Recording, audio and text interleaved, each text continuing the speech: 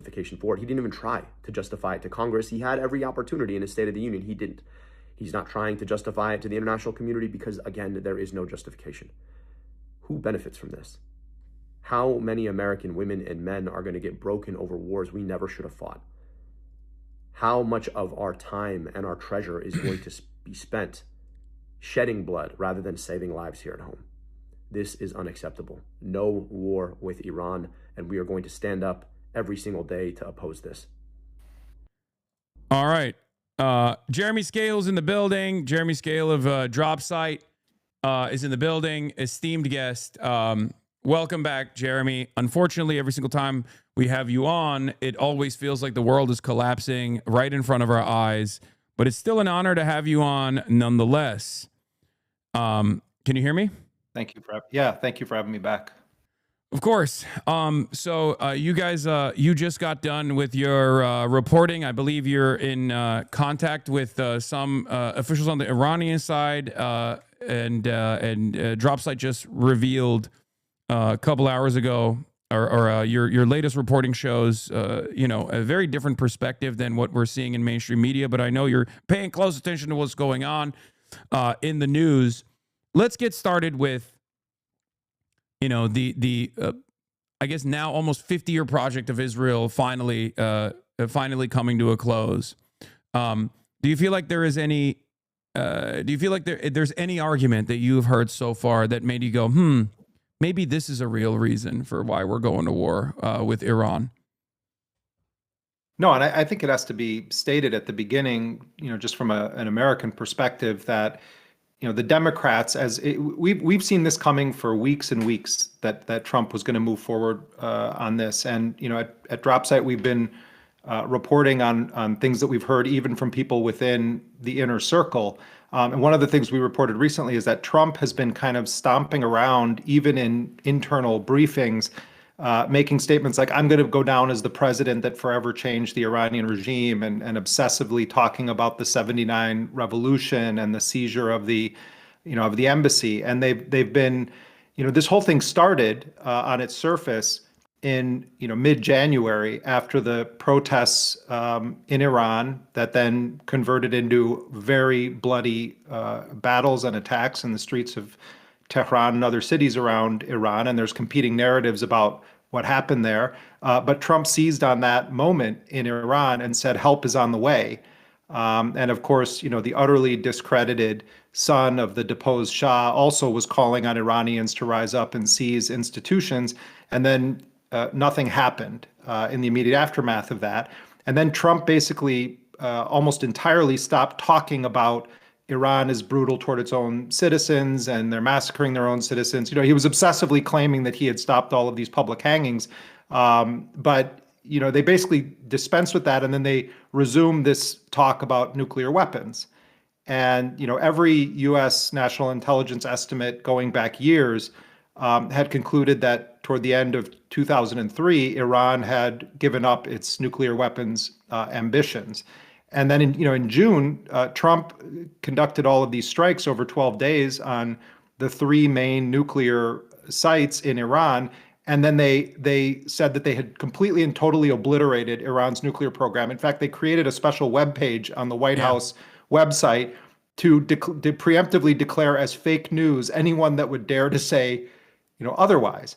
And then last weekend, we had Steve Witkoff, Trump's special envoy. He and Jared Kushner, the president's son-in-law, are the point guys on all of this. Witkoff makes like a Dick Cheney style statement and says, Iran is a week away from having industrial grade bomb making material. And they provided no evidence for that whatsoever. But it also sort of was like, well, wait a minute, you either totally obliterated the program or it's gotten so advanced that they're a week away from it. So they start obsessing about this nuclear thing. They're supposedly in negotiations again. Just what happened last year in June happened now, which is that they claim they were going to have another round of technical talks in Vienna, Austria on Monday. The Omani foreign minister last night was with Vice President J.D. Vance and said that the prospects for a deal are very serious. And then, people wake up this morning to news that the United States and Israel have launched massive bombing at sites and cities across Iran. The death toll in this strike that hit the girls' school in Iran has now officially surpassed 85. I'm hearing from sources in Iran that there's been a strike on some kind of a gym facility in another area of Iran where children have also been killed. The Iranians, unlike last time that Israel and the U.S. bombed, didn't wait to sort of absorb it and then come up with their own calibrated response. As we've talked about before, the Iranians have choreographed their retaliatory strikes through back channels with the U.S. in previous times. Yeah. We've been reporting for weeks they're not going to do that again. Yeah. In fact, we've had sources close to the power structure in Iran that have said that they understand that they're aiming to kill at least 500 American personnel in retaliatory strikes. So delegation to launch strikes was dropped down to a much lower command level in Iran, and that's why you saw an unprecedented simultaneous retaliatory response from Iran across all of these Gulf Arab countries. They also hit Jordan. A colleague of mine in Israel, who's in a bomb shelter right now, just sent me a message saying that the pattern of these strikes is unlike anything we've seen in previous attacks, and that the public instructions are to stay inside of those shelters much longer and a much longer duration than ever before, during these retaliatory strikes from Iran. Yeah. Iranian naval vessels from the IRGC have been turning ships away at the Strait of Hormuz. It's unclear if it's officially closed right now, but it appears that could well happen. But to put a fine point on it, let's remember that the Democrats have seen this coming, and Hakeem Jeffries and Democratic leaders in the Senate as well refused to bring to a vote this war powers resolution. Now, Yeah. I don't have any illusions about the position of the Democrats. In fact, we reported at DropSite that Chuck Schumer and others are cynically hoping that Trump does exactly what he's doing right now for two reasons. One, they actually support it. That's the most important thing to understand. It's a bipartisan consensus. Absolutely. They support it. They may not want to say it out loud. But then the other component is that they cynically believe that if it goes foul and wrong, remember, 70% of Americans don't want this war, that it's going to be on Trump and it's going to help their electoral chances. That's Yeah. what you can distill this down into. They quietly want Orange Hitler to wage a war that they also want, and then they hope it kind of goes bad when he does it, even though they really want it to succeed, but they kind of hope it goes bad in the eyes of the American win-win, people, yeah. so that it helps them. It's a win-win, and it captures in a nutshell the state of the institutional Democratic Party's posture when it comes to foreign policy.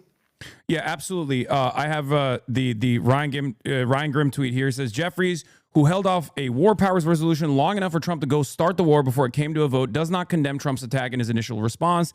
The party leadership, as we reported last week, is eager to see Trump launch this war. I'm sure you've seen the House Minority Leader's statement on this supposedly unprecedented surprise attack that America and Israel conducted on Iran, that they were signaling that they were going to do as they launched an armada. 50%, more than 50% of our entire naval assets were moved into the region over the last month or so. And Donald Trump kept saying, just like he did in the build up to the 12-day war, that there was going to be a negotiations process. But it was very clear. It was so clear that I actually interviewed Ben Rhodes, former Obama administration National Security Advisor Ben Rhodes, about how these negotiations were simply a sham. Israel had kept adding on additional qualifiers to the negotiations, many red lines that they were simply designing so that the Iranians would inevitably say no. What happened yesterday, however, was really interesting. The Omani official that went on television, I think, knew that this was probably going to happen. And that's precisely the reason why they were saying, no, Iran is actually totally on board with the negotiations and even leaning into maximalist demands that the American government was making on denuclearization. Demands that were even more aggressive than the JCPOA, as far as taking out enriched uranium from the country and whatnot. And I think they did that. This is speculation, of course, but I think they did that just to show the American population that the Iranian side was absolutely playing ball, no matter how ridiculous these negotiations were. Mm-hmm.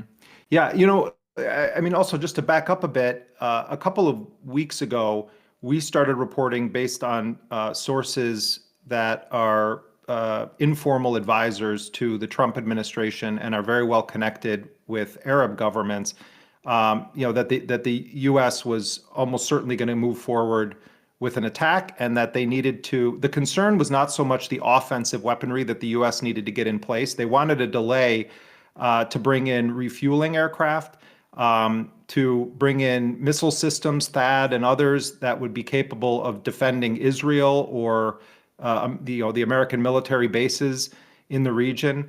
And I think there's a real question of whether there was ever even a scintilla of intent to negotiate in good faith. It could be that the entire thing, even if Iran had capitulated in a shocking way, that they still would have gone forward short of the Iranians declaring that they're no longer going to be in Iran anymore, and that Trump is welcome to take over, or Pahlavi can come and walk right in and we'll hand him the keys to the shop. But you had all of this stuff going on, and the Iranians, we started talking to senior Iranian officials, and what they said is, we're putting on the table things that go far beyond the scope of the JCPOA 2015 agreement. In fact, one official said to me, it would shock John Kerry. And John Kerry, of course, was the Secretary of State and was the lead negotiator of the 2015 deal.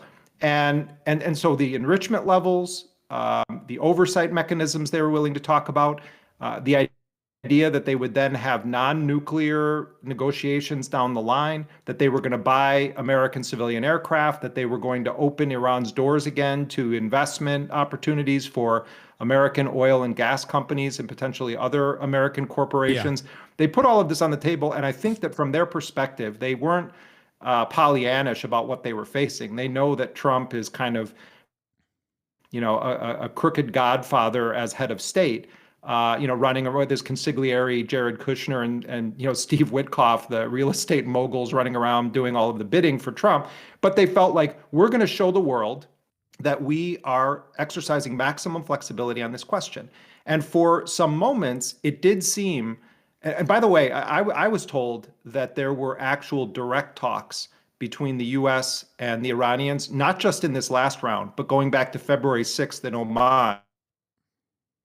And the Iranians were saying that they had a sense that the Americans were even taken aback by some of what they were willing to put on the table.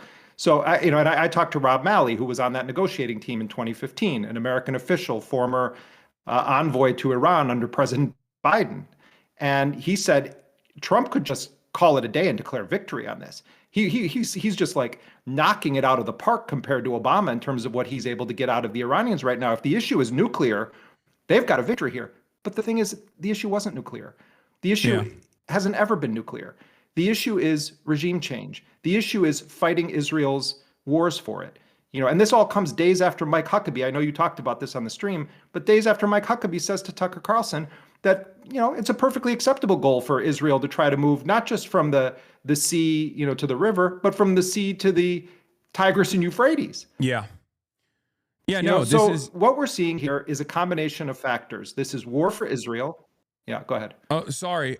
You're also a little bit delayed on your end. Your internet is cutting in and out a little bit. So I apologize for cutting you off. What I was going to say is like there's competing interests here. There's converging interests and then there's diverging interests. On the American side, and I want to hear your perspective on my assessment. On the American side, obviously, we have a grand design for this resource-rich region. We want to dominate it. We want to have complete control over OPEC Plus to the best of our ability, or at least we want to have like the majority control, right? We have pliant, servile Gulf states, and also completely dominated, former states that are now failed states that are puppet states to the United States of America. As far as like oil producers, and we want to be able to control. We want to have controlling interest in OPEC Plus, so that we can use that as a leverage point against our foreign adversaries, specifically China, right? And that's America's interest in the region, and Israel has different converging interests with the United States of America, and Israel plays a formative role in this project as a unsinkable aircraft carrier, as a missile sponge at times if need be. As a place where we can develop our weapons as a testing ground for some of the latest and greatest technology in terms of conducting warfare and surveillance and population control. But then on top of that, I think Israel's specific interest, beyond being a servant to American empire as a settler colonial apparatus, is this insane zealotry that they have in terms of following this ultra-Zionist agenda, this idea that they want to complete a greater Israel project, destroy all of the indigenous populations, and either turn them into slaves or basically ethnically cleanse them and dominate this entire area from Lebanon to Syria, as they've started taking on even more territory and annexing even more territory in these places, and maybe even parts of Saudi Arabia and Egypt. And who knows where they go from there, right? And definitely even start waging war with Turkey as well once Iran is knocked out of the equation, as even Naftali Bennett has clearly signaled, right? That's the convergence, but the divergence, I think, is when Israel's ambitions get in the way of a more reasonable path forward. And I think we saw that as a divergence in the Obama administration. The last time we had any sort of sovereignty in our own design in the Middle East was the JCPOA. Now, obviously, I have my own personal opinions on, developing nuclear sovereignty for nations in the periphery. I believe everyone has to have a nuclear program if they want to exist outside of the American nuclear umbrella as a sovereign state.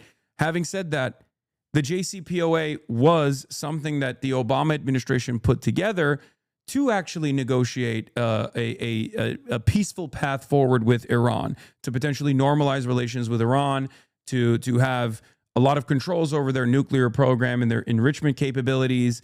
And Israel hated that. And then Donald Trump came into office and ripped the JCPOA apart. And Iran still continued following along with the JCPOA for a little bit, but then Donald Trump added additional sanctions. This was Trump 1. And then Joe Biden came into power, and Joe Biden was also an ultra-Zionist, and Joe Biden also followed with the same exact agenda. I feel like post-Trump 1, Israel got into the driver's seat and was no longer simply a consultant or no longer simply, the tip of the spear in some ways on America's MENA policy, but basically took it over entirely. Do you agree with this assessment? I know it's very long. I'm sorry.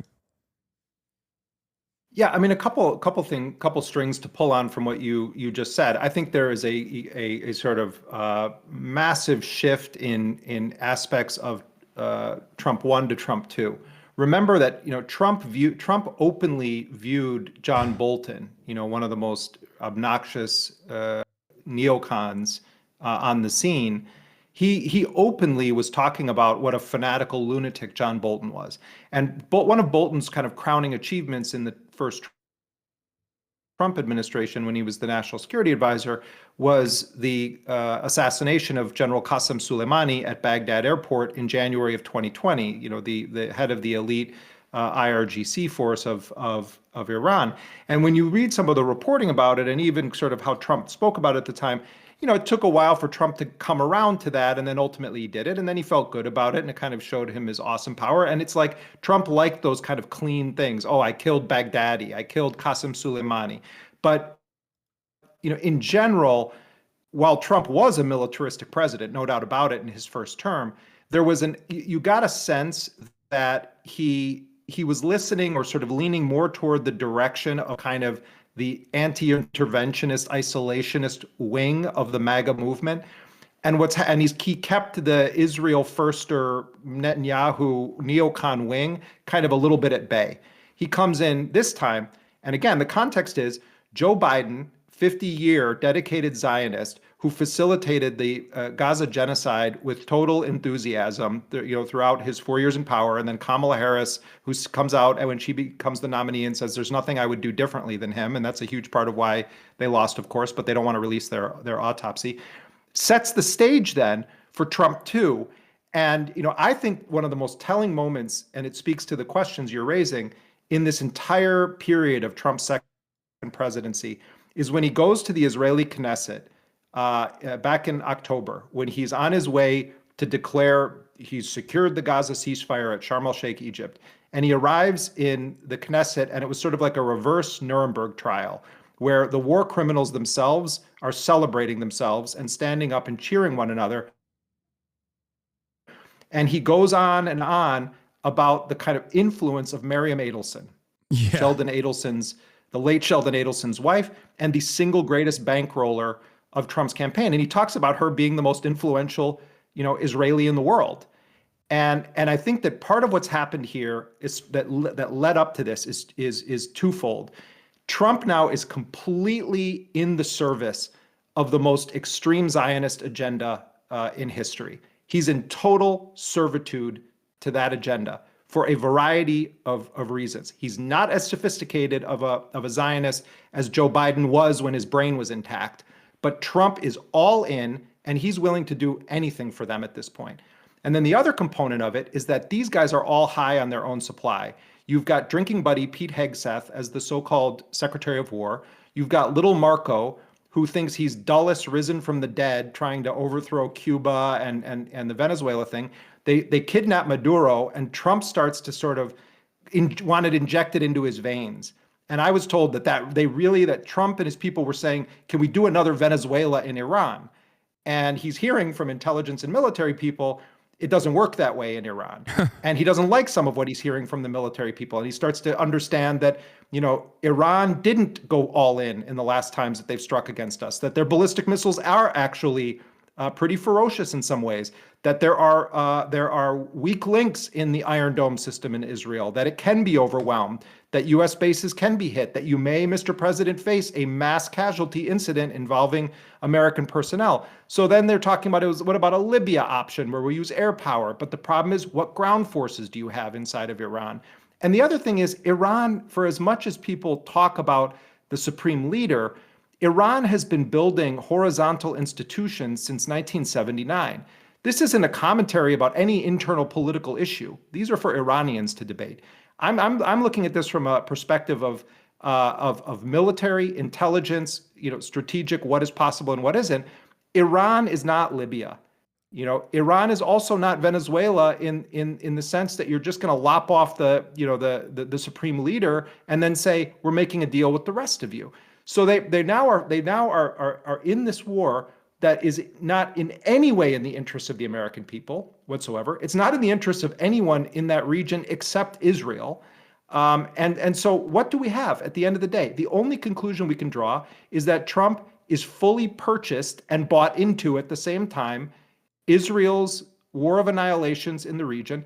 I was in touch with a senior Iranian official this morning and asked him about the response from all of these Arab countries where they're condemning quote unquote Iranian aggression, but then they're silent about the fact that it's the United States and Israel that launched this war. And he made a point, he condemned it. He said, of course, this is unfortunately what we've come to expect, et cetera.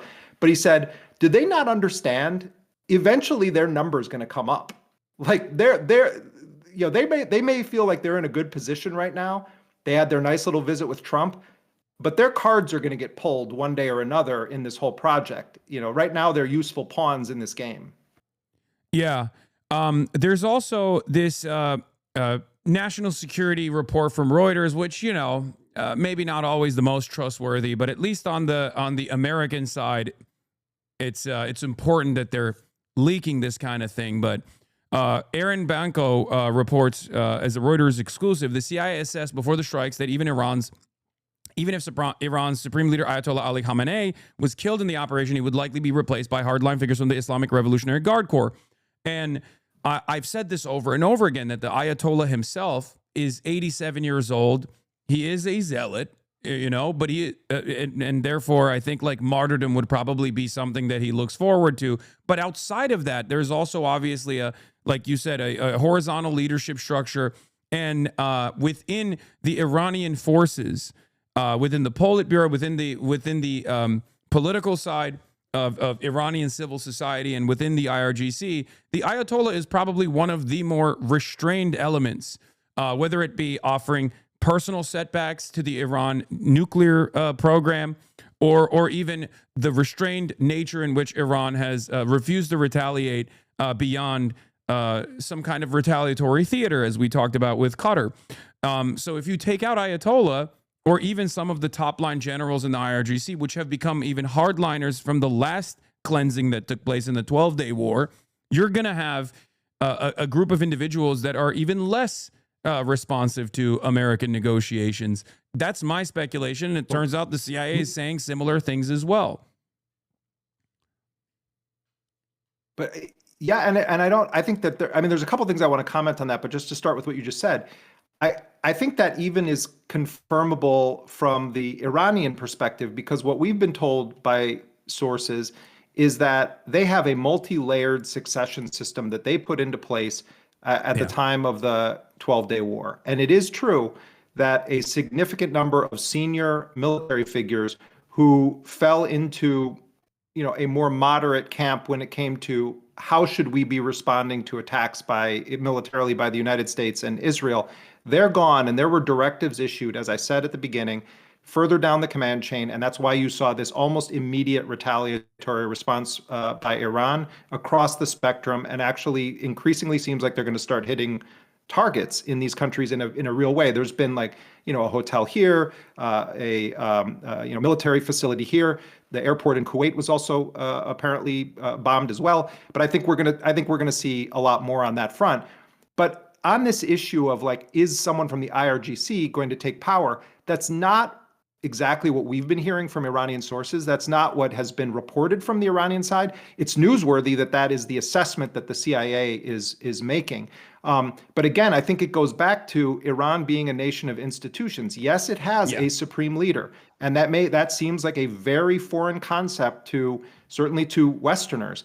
But that doesn't mean that it's not a country of institutions. Another thing about Ali Khamenei specifically, remember that, yes, he is a religious and a highly revered religious figure in the world of Shia Islam. There's no question about that. But he also, on a tactical level, was deeply involved with the Iran-Iraq war. Yeah. And he is not just a guy sitting in a room, praying for the world. This is someone who also has been a combatant in this war since the 1979 Islamic Revolution, understands the stakes very well, and understands military strategy. This is not just like your neighborhood priest who's giving, this is someone who really, really understands on a tactical and political level the enemy that his country is facing. That is just a factual thing. This is a highly advanced scientific society that is a society of institutions. I keep emphasizing that because it is not some, sort of banana republic somewhere where you just pluck out the dictator and everything comes crumbling down. The other part of it is, who are the ground forces that are going to come in to implement this thing? Pahlavi, he's going to raise an army? The MEK, this fanatical cult that has this oversized influence among politicians in the United States. You're going to have Kurdish forces, come in. It's some military planners have said it's like they're not actually thinking it through on a political level. The U.S. military advisors, they're telling Trump all of this stuff. They're painting pictures for him.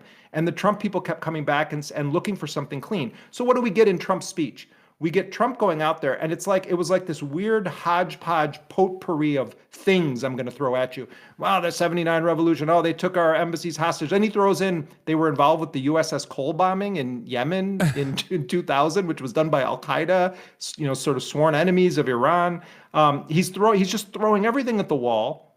And then he's saying, after we are finished raining bombs down on you, everyone should stay inside for now because bombs are going to rain down. But then you're going to seize the reins of power, which you've always wanted, and we're going to hand it over to you. It's as though it presumes that there is some strange, tiny cult that somehow is in charge of a nation of 90 million people, and that it's just a matter of killing the leaders of that. And then everybody comes out and says, oh my God, we want the Shah back in power. And, this is like fanciful thinking that from an American perspective too, if you want to be just looking at what are America's interests, could well result in a large number of American deaths. Not to mention, they're blowing up girls' schools within hours of this thing starting.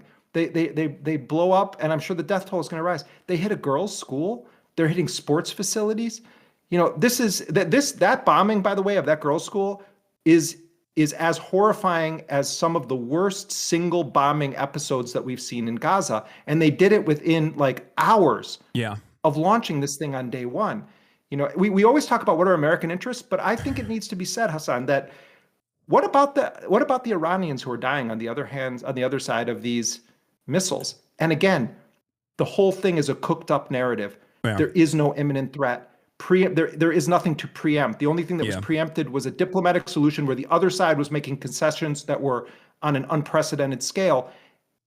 The Iranian people are being punished for Trump's nonsensical war that was facilitated by the Democrats doing nothing yet again, not raising any voices, quietly cheering this on, cynically hoping that it benefits them electorally. That's the bankrupt nature of our politics that leads to a war that is setting literally the Middle East on fire right now. Yeah, no, they have no succession plan, and that much is very clear from some of the targets that they've actually prioritized as well in the first round of the bombing, where apparently they tried to strike the president's residence as well, and the president is like elected civil society leadership that is a reformist, right? Like this is, you know, I know that I'm sure. So is the foreign minister, by that matter. So is the foreign minister. Exactly. Arachi the foreign minister and the president are they're not like they're nowhere near even from the eyes of the Iranian population. They're not seen as like, you know, I'm sure that they're very upset because they feel as though the Ayatollah hand selects everyone regardless. But like these are some of the more reformist and some of the more moderate forces in Iranian society. They've actually, from what I understand, targeted the in the Pasteur district, the residential building in which Akhtar Ali, the leader of Iran's Green Movement, was housed under house arrest since 2011. So they're actually going after oppositional figures as well. And it leads me to believe that their goal here is to create a Libya-style scenario without any sort of ground elements they have, or maybe lean heavily into whatever kind of Mossad ground elements they do have inside of the country and hope that, like, you know, Kurdish forces can cause enough chaos and destabilization elsewhere, and then internally in Tehran and in the heart of the government, the heart of the Iranian government, they can create enough mass instability with the hopes that they just have a failed state. It seems like that's their most likely scenario out of this. They have no succession plan. Well, it wouldn't be appropriate even if they had a succession plan, by the way. I'm not saying that at all, but it's just very obvious that they have no goals here other than the fact that Israel is terrified of the Iranian ballistic missiles program because it showed its capabilities of being able to cut through the THAAD interceptors and the Arrow systems and the Tamir interceptors as well, and actually strike at the heart of Israel in Tel Aviv and strike at military targets in and around Israel. And they want to be able to defang the administration with the hopes that they can just like, without depleting their munitions like they almost did last time, they want to be able to cause enough instability and enough chaos that there's never a threat from the Iranian ballistic missile systems ever again. Yeah, and I think remember what Israel did when Assad fell in Syria. You know, at which Trump recently took credit and said that he basically put Ahmed al-Sharaa, in power. That's for a different show though. But the Israelis turned around and they bombed the entire conventional military capacity of Syria, including all of its defensive weaponry that, basic nation states have. And the reason that Israel did that was to ensure that no Arab government was going to be able to take power or establish power in Syria that would be capable of defending itself against Israel. And Israel, of course, is moving toward annexing even further territory inside of Syria. And I think there's a degree to which, I don't know to what extent Trump is willing to go the distance for what he believes is going to be a regime change war. Remember, it was the U.S. and Israelis that sort of wanted the 12-day war to end, that reached out and said, okay, enough is enough. And the Iranians view this as it's the launch of a potentially existential war. And so I think we're going to see them pull no punches in their reply. But how long does Trump want to take this on. What happens if the Iranians manage to strike a U.S. base and they kill a large number of U.S. personnel? What's going to happen in that scenario? So we have those questions, but let's play this out a bit and say, okay, they're going to continue bombing and they're hitting ballistic missile sites throughout the country. They're rebombing some of the facilities that they did last time, which, you know, again, there's no imminent threat of Iran making a nuclear bomb. Like we should just be very clear about that. But let's say that the point is to use that as a justification for doing the rest of this. And they don't really even pretend to have an ultimate justification. It's kind of like a junior varsity version of the Cheney propaganda that took place prior to 2003. They're taking some shades of Cheney, but it's like it's not even like in the same universe of sophistication as that campaign. And it's much more haphazardly thrown together. And sidebar, Hasan, the New York Times, for all of their kind of pearl clutching about Donald Trump and his dangers, what are they doing right now? They're conveyor belts again for the same lies. Yeah. They're doing stories saying like, oh, Al Qaeda and Iran are in cahoots again, and they're going to activate their networks in Europe. They're doing the same thing again. They're doing the exact same thing, even though like they view him as like Orange Hitler, who's going to put David Sanger in a concentration camp. And it's like, so now we're in this situation where I think part of it is that they're just going to go after Iran's missile capacity, because Israel recognizes this may take a long time, or Israel may want to continue to be attacking and attacking and attacking Iran. But the real question is here, at what point is the U.S. going to say, okay, it's enough? It's a real question. It's a real question how long this is sustainable, especially if targets start getting hit, which I think they probably will, in the region, meaning Iran is going to start hitting and getting quote unquote successful strikes on U.S. military assets. And they've set it up this time in a much more, in a much less restrained manner as well, going after American bases and radar systems and early advanced warning systems in and around the Gulf, where American military bases are. And they targeted them, and they haven't actually, they've been pummeling Israel a lot harder this time around as well. They've learned a lot of lessons from the 12-Day War.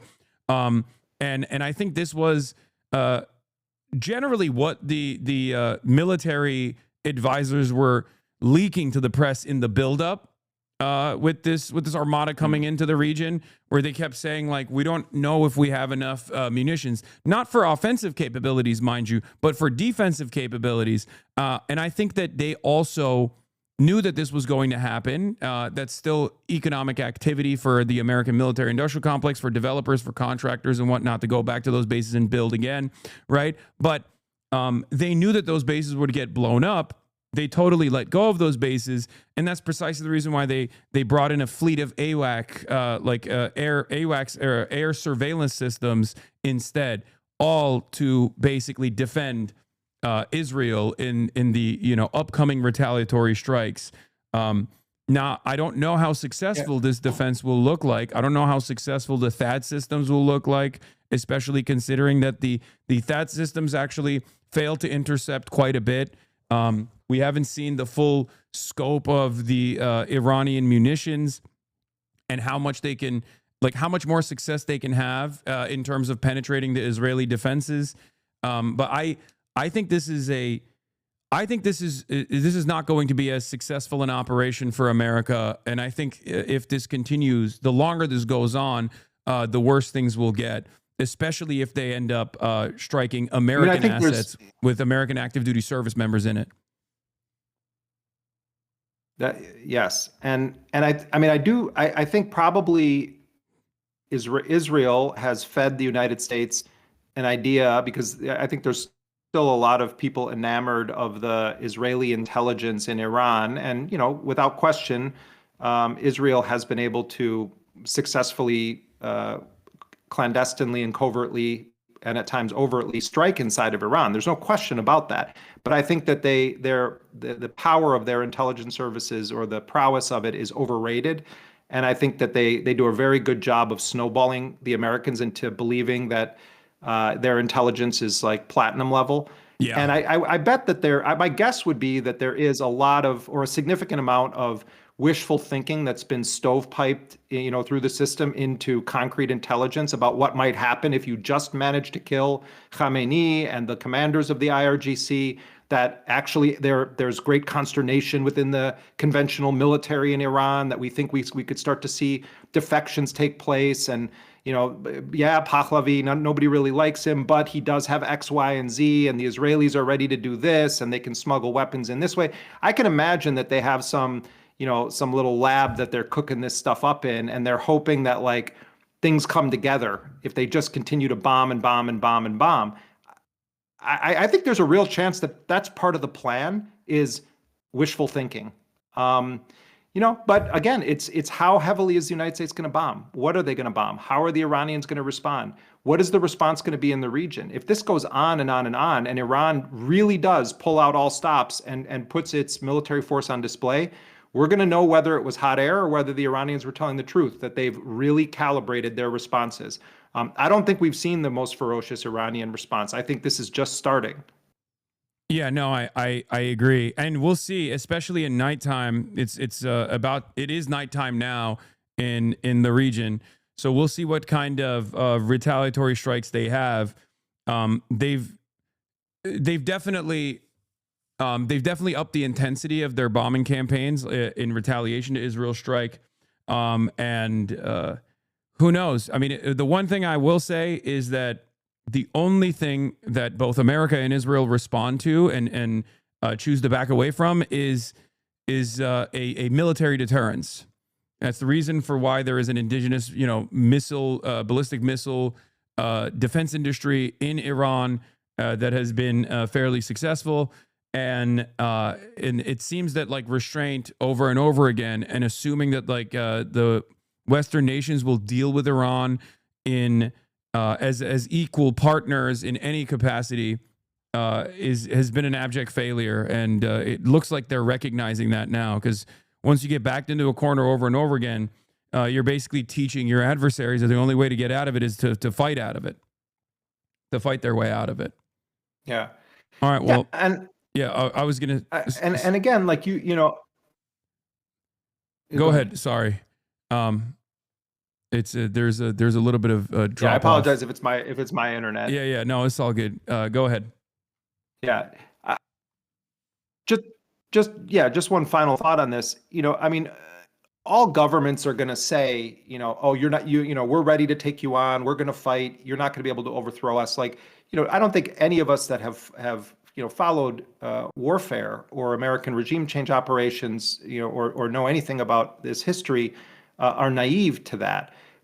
But when we talk about the difference between Iran and the other nations that the United States or Israel have attacked in this manner, we're talking about a much more formidable adversary. We're talking about a much larger geographic area.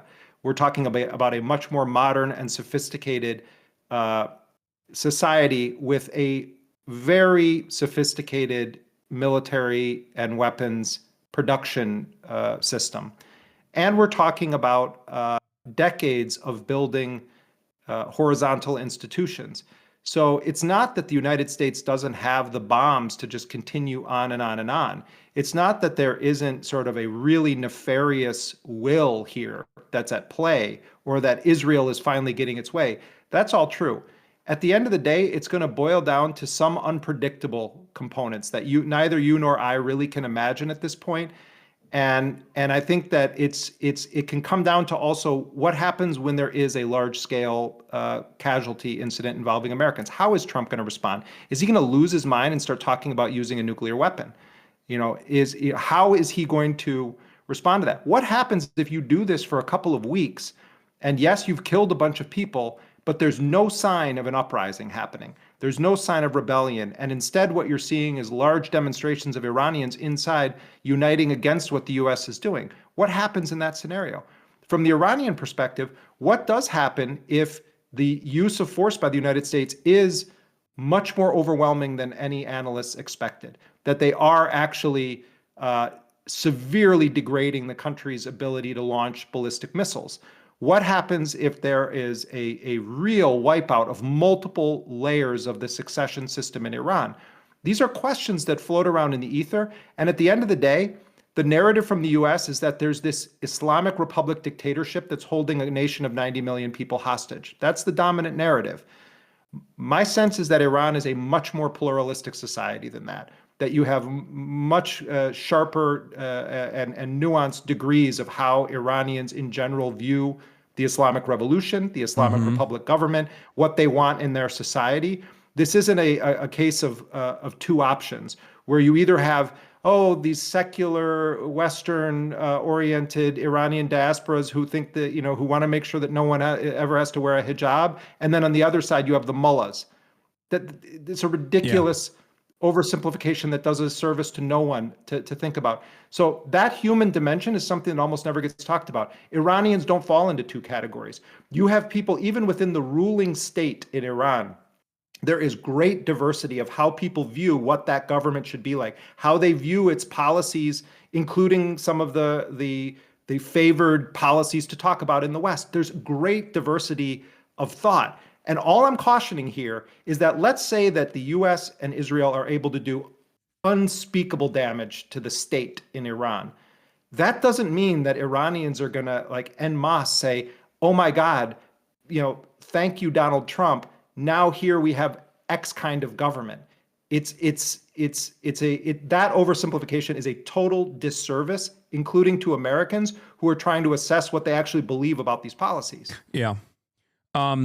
One last question before I let you go. Thank you so much for coming on, by the way. Jeremy Scahill of Dropside, everybody. And my question for you is, what do you have to say to these middle powers who at Davos, led by Mark Carney and many others, had condemnations for the United States of America and the death of the New World Order when Trump came out and basically treated white countries, European allies in the same way that he treats countries like Venezuela and the same way that he's treating a country like Iran. There was a lot of condemnation during the Greenland incident, and yet every single one of these European leaders and the Canadian leader with Mark Carney has come out to condemn not the United States of America and Israel for blowing up schools only a couple hours ago. And according to the Red Crescent, the death numbers are at 200 plus at this point in the first round of bombing, with 700 plus casualties overall. They are condemning Iran for retaliating. What do you have to say about this? Well, look, I mean, all of these countries have just been like hucked by Trump. I mean, it's really impressive. And I heard even Keir Starmer today say that Iran needs to give up its missiles. What nation state exists without a capacity to defend itself? He didn't even say like nuclear weapons. He said they need to give up their weapons program. And it's like, okay, Iran, the solution to this is you're being attacked by the most powerful nation in the world, plus Israel, and the Prime Minister of Britain gets up and says that the solution is Iran should end its weapons program, as though that means that they don't believe that Iran should be a state. And so you have the Arab countries, with the exception of Oman, have all come out and they're condemning Iranian aggression. They're saying nothing about the US and Israeli aggression. You have the European countries who all are issuing these milquetoast statements about concerns about rising violence, and they're speaking as though there is no aggressor involved here. And then they pivot to the most passionate languages denouncing Iran, as though Iran started this. Iran has capitulated in terms of their terms to a set of demands that if they were on the table in previous deals that the Europeans have called for, the Europeans would feel that they had essentially tricked Iran. So what the logical European position on all of this would have been to say to Trump, do you understand what we have on the table here? We have been working for decades on this. No one has ever been able to achieve this before. Oh my God, thank you, Donald Trump. You got this. Sign this deal with Iran right now. but they're all afraid. They're all little poodles getting walked around around the block constantly by Donald Trump, and they say nothing. And then they pathetically denounce the country that just had a girls' school bombed, where more than 85 people just got killed. A country that wasn't launching strikes at the United States, and the Europeans have the audacity to denounce Iranian aggression and call for it to lay down its entire weapons program. To not be a state anymore. I mean, we live in a totally upside down world, and I'll end with this.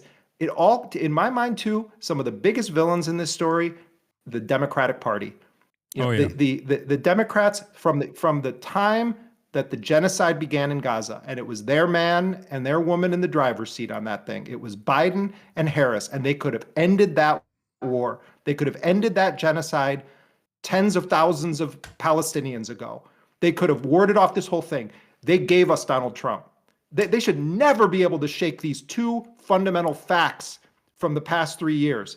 They facilitated the genocide. They ensured it would continue. Then they refused to listen to people who were saying, you're going to lose this election to Donald Trump if you don't stop this policy. They refused to listen to people that knew what they were talking about, and they gave us Donald Trump. None of these people have any right to say, oh, the Palestinians in Michigan did this. No, you did this. And now you're doing it again. You're doing it again because you cynically actually like it. You cynically actually like what Donald Trump is doing. And then you pretend, oh, we're against it. Oh, my God, Chuck Schumer saying the president needs to make his case. No, you need to make your case as to why you haven't done war powers resolutions, why you're not up in arms about this war of aggression that we're launching. Why we've you held seen it this. off. You and I now are old enough. We've seen it. Yeah. Over and over. Why you've held it off until the bombing campaigns began. Like there was an opportunity. There was a shorter period. I saw someone talking about it. There was a shorter period of time in which like they created a resolution to honor Charlie Kirk. I think it was 8 days. It's been 12 days since it's been much longer than that, but certainly 12 days since like the Iranian conversation greatly escalated when the Armada was there. 50-60% of our naval assets are in the region. 12 days. They could have pushed for this war powers resolution ahead of time. They didn't. They waited on purpose. Now, the thing is, that's not going to stop Trump anyway. But they're not even creating the legal hurdles, like the congressional hurdles that are necessary to basically carry out impeachment later down the line if they end up winning in the midterms and have the capacity to start articles of impeachment once again. That's what's so crazy, is that they're not putting up any fight whatsoever. And it's so obvious that it is because they want this to happen. It is uniparty. Striking Iran has been a uniparty decision for many, many years. Now, I'm not saying that there aren't any Democrats at all that are against this. There certainly are some who have been outspoken on this, but they are far from the majority. And as long as those people also don't call out the party leadership for their lack of interest in moving in any direction to create some sort of like reasonable defense against it, it's all seen as, in my opinion, a total capitulation, total concession to the fascist imperialist endeavors of the Trump administration and Israel. Yeah, I mean, I know you're gonna move on, but just in closing on that front, I agree with you that there are a handful of political elected officials in the Congress, and they're not all Democrats. I think of Thomas Massey, for example. And Ro Khanna, of course. I mean, I think that they've done a really sort of praisable campaign on the war powers issue. And that's one narrow component of this, because remember that presidents also violate this all the time. Yeah. And Bill Clinton did this during his presidency, waging wars and violating the concept of the War Powers Act. So we shouldn't also view that as like, oh, Congress is going to do this and then Trump's going to listen to them. Oh yeah. Presidents, both Democrats and Republicans, Trump is doing it in the extreme right now. They really are enamored of this idea of the unitary executive, that when it comes to quote unquote national security policy, that Congress's only function is to fund the priorities that the president implements. This was the life's work of Dick Cheney and Donald Rumsfeld, and the embodiment of it under Trump is a real story.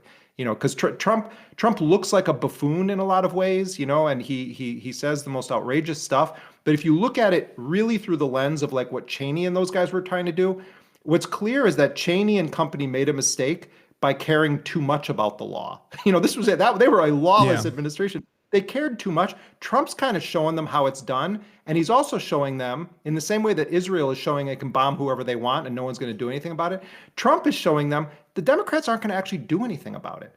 They're not going. They can't do anything about it. So we shouldn't waste too much time on like, oh my God, the War Powers Act. Oh my God, they violated the War Powers Act. It's an important battle, but the bigger battle is where's the spine from the so-called opposition to stand up to these things, even in their own making the case to the American people. Chuck Schumer says Trump needs to make the case to the American people. Why aren't the Democrats making the case to the American people in a very robust way? Why this is a horrible idea on multiple levels, including what it's going to do to 90 million people in Iran and what it's going to do to the region, not to mention actual American interests, like not having our people killed. They're not making the case at all. So it's not just about the War Powers Resolution or demanding that Trump make his case to the Congress. It's also, if we had a real opposition, they'd be making the moral, ethical, and strategic case, like their very existence depended on it right now, 2 weeks ago, 3 weeks ago. And they won't do that ever. So yes, War Powers Act, we should use it, but that's not the end all be all. Yeah, no, the reason why I brought that up is because the War Powers Act, by my assessment, is kind of like a restraining order, right? A restraining order doesn't create a physical protective barrier around you and your stalker. It just simply creates legal paperwork so that when there is any sort of additional enforcement of a restraining order in violation of a restraining order, you have more tools in your disposal to prosecute it. And the War Powers Act here is not technically in a functioning government. It's supposed to be a mechanism of enforcement, but we know it's not. But at least it creates a paper trail, a legal paper trail, so that you can actually enforce articles of impeachment later down the line. It also advances the narrative. You're 100. I 100% agree with you. I don't mean to imply that it's a nothing thing. I'm just saying that it shouldn't be the only thing we're talking about. Oh, for sure. But remember the era we live in now. It's not just that like you have to tune into C-SPAN to watch the debate.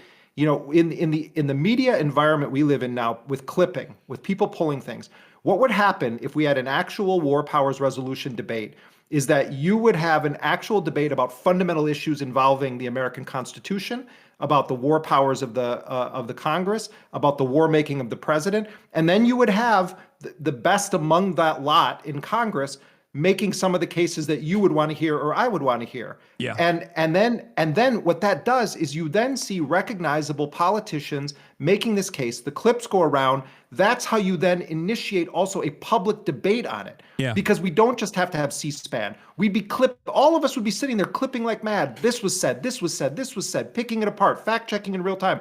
That would have, if we had done this 3 weeks ago, when it was so clear this is where we were headed, then it's like the Democrats would have been doing something at least. It's not just about the war powers. They would have facilitated a debate. We would have had an opportunity to talk about it where we would have seen the positions of elected officials. They didn't want to go on record. That's really the dark story here. None of them actually wanted to have to go on record about this. Yeah, no, absolutely. They didn't want it. They didn't want their ambitions to be known. And it's crazy because, once again, theoretical democracy is collapsing, especially in Western liberal democracies.